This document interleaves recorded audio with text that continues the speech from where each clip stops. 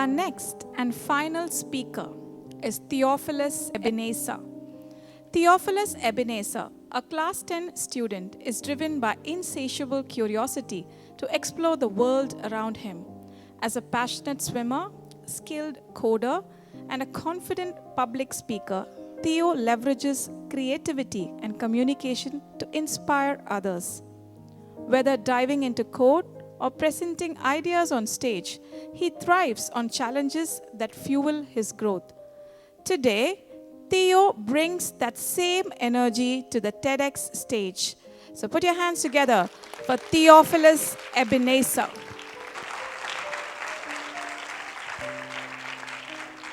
Check. Let me start off with a question. If you knew tomorrow wasn't guaranteed, how many of you would wait until 65 to actually start living? Well, guess what? Tomorrow is never guaranteed. And this is the philosophy that we perceive from many Gen Zers today.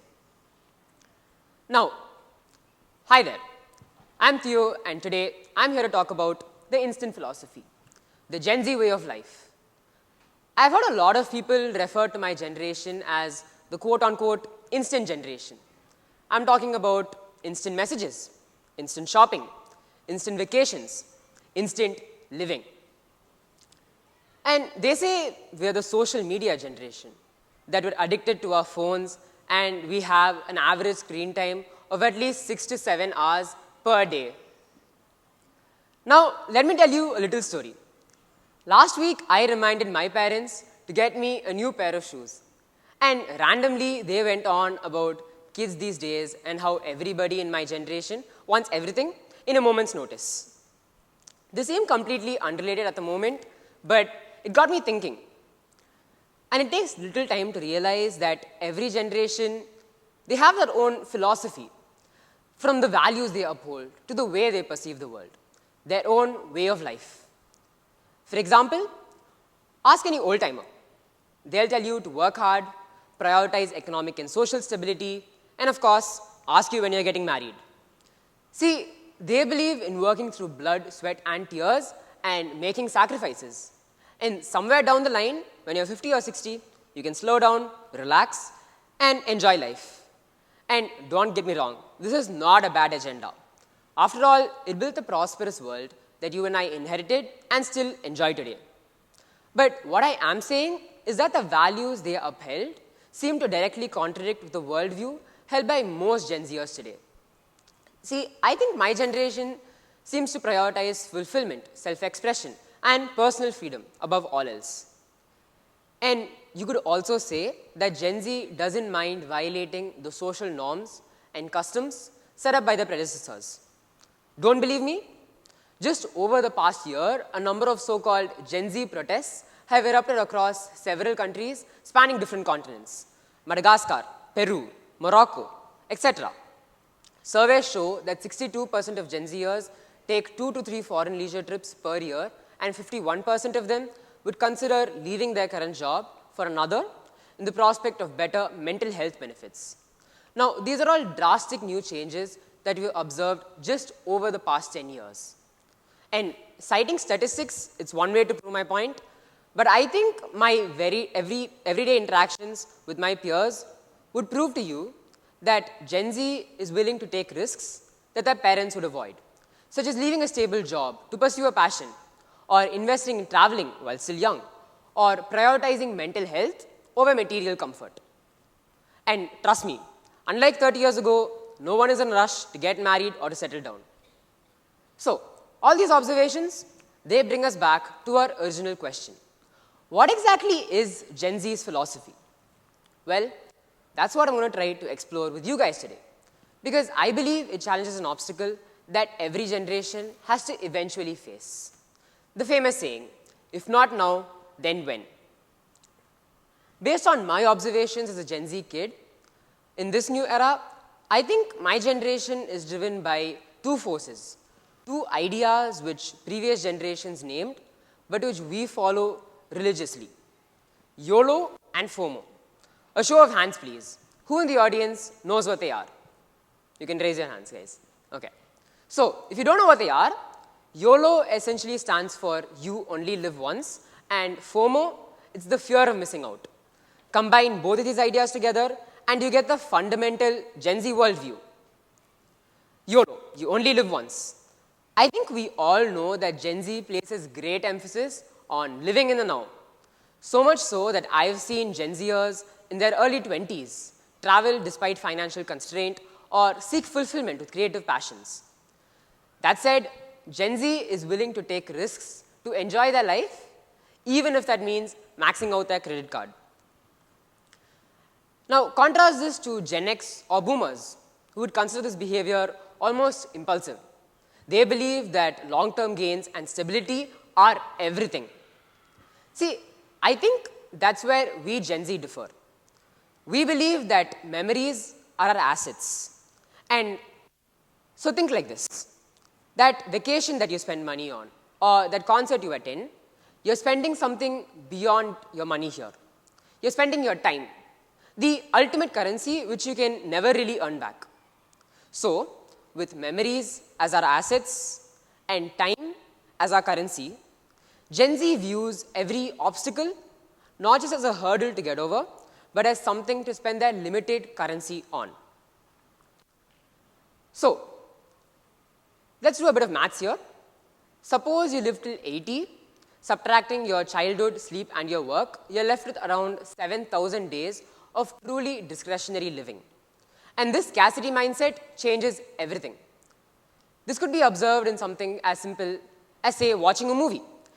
It is honestly so hard for me to start watching a TV series or a movie because 5 minutes in, and I'm already doom scrolling on my phone, and the entertainment, it just becomes background noise at that point.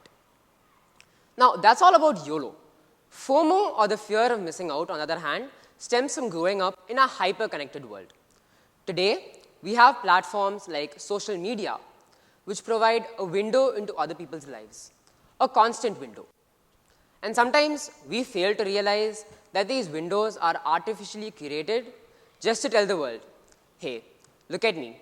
I'm living my life and certainly doing much better than you. So this system not only pressurizes Gen Z to live their life to the fullest, but to also prove to the world that they actually are. FOMO explains why trends spread so rapidly and why Gen Z rallies around subjects such as inclusivity, environmental impact, and mental health. Because Gen Z philosophy is not just about individual time, it's about unprecedented global issues that we grew up watching in real time, driving our ability to act instantly. What exactly has Gen Z accomplished with this philosophy, you may ask? Great question. Thank you for asking. See, the instant philosophy has definitely shifted the worldview of an entire generation. But it has also caused about some pretty drastic changes. For example, Gen Z has achieved the highest rate of entrepreneurship among any other generation of the same age group. Companies are actively changing policies on subjects such as environmental impact, work-life balance, inclusivity, all to accommodate the youth's demands. Mental health conversations shifted from something of a stigma to one of care and acceptance in over just 10 years. And in case you didn't know, a new sector of the global economy has been formed. It's called the creator economy, fueled by the passions and efforts of young Gen Z content creators. Now, all these are examples of empowered young youth who refuse to wait till tomorrow to pave the road they actually want to follow. Previous generations, they waited for institutions to act on problems. But Gen Z takes matters into their own hands. We fight with group chats, mobilize via hashtags, and hold power accountable through viral pressure. So, Gen Z is brave enough to build the world they want. I want all of you to ponder whether the instant philosophy is all that bad, or maybe Gen Z's go-getter attitude can actually get us somewhere. And now, I think it's important to address why Gen Z even developed this mindset. Because you need to understand that the same reel-scrolling zombies that you see all over you are the content creators, doctors, engineers, and lawyers that will run this world in the next 20 years. And personally, that's a bit terrifying. I think part of the answer lies in technology. Gen Z kids of my age are exposed to a phenomenon called instant gratification. Kids these days get their own laptop or iPad by the ripe age of 10, and they have access to all the world's knowledge, both good and the bad. So, every scroll on Insta or YouTube neurologically programs our mind for spontaneity and immediacy, rendering our idea of waiting obsolete. And another important point to note is that Gen Z grew up in the middle of a pandemic where 2 years of our life were practically taken away from us. We saw plans dissolve overnight and people lose their chance at later. And losing time like this deepened the urge to catch up, thus strengthening both YOLO and FOMO syndromes. In case you slept off, let me catch you up. Every generation, they have their own philosophy. They bring about something new every time they come about. For example, the boomers, they taught us to work hard and to build for the future. Gen X showed us independence. Millennials demonstrated purpose-driven careers and work-life balance.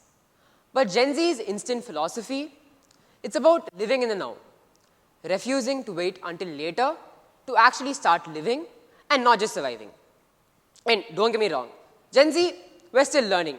We're navigating our own challenges, our own problems. After all, we still have to pass our physics and maths papers next week. But I conclude that Gen Z believes in a strong conviction that time is more valuable than convention. So, my final question to all of you today is, whether your life was framed by choices or by circumstances, are you willing to be brave enough, like any other Gen Zer out there, and start living your life the way you actually want to? Thank you.